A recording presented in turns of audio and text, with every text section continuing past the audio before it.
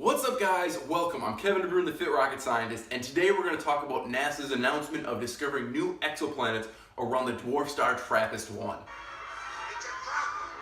It's a trap. Admiral Akbar getting in a few lines. What NASA found out is there are 7 Earth-like planets orbiting around TRAPPIST-1, and three of them are in the habitable zone, or the Goldilocks zone, where liquid water and the ability to be habitable is thought to exist.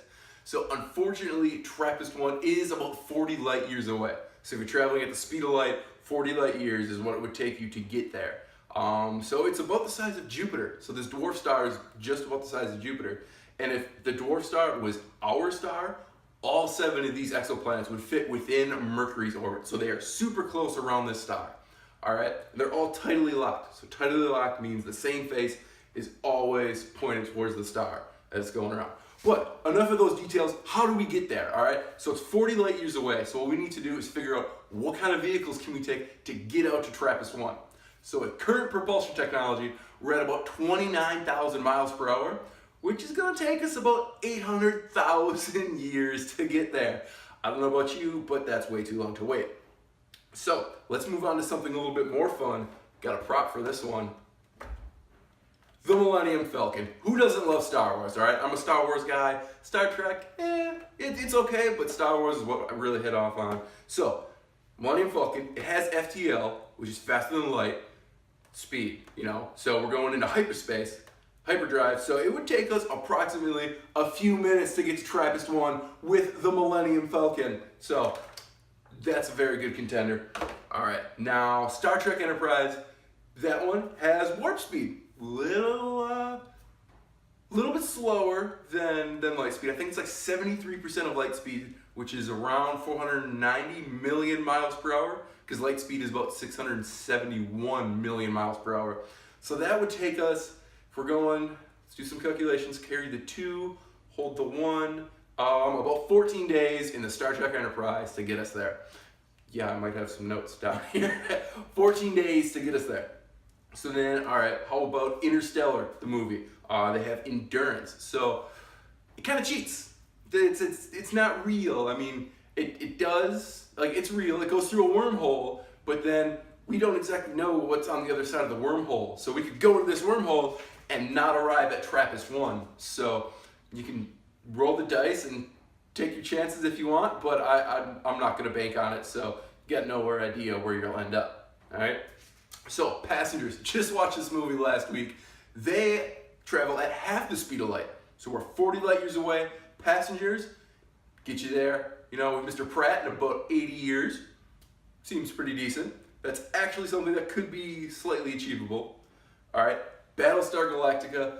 Really never watched that. I don't really know. But it's a hot, super awesome sci-fi spaceship. So we're gonna throw it in the mix. It travels also at a faster than light drive, and it jumps places. It just jumps from one place to the other, and all of a sudden it just appears. So you could literally get there in a matter of seconds or minutes, depending how long it takes to get that FTL drive up and going. Just like the ship in Dark Matter. All right, now, for all my Firefly fans out there, Serenity, okay? Let's take Serenity and go to TRAPPIST-1. How long would that take?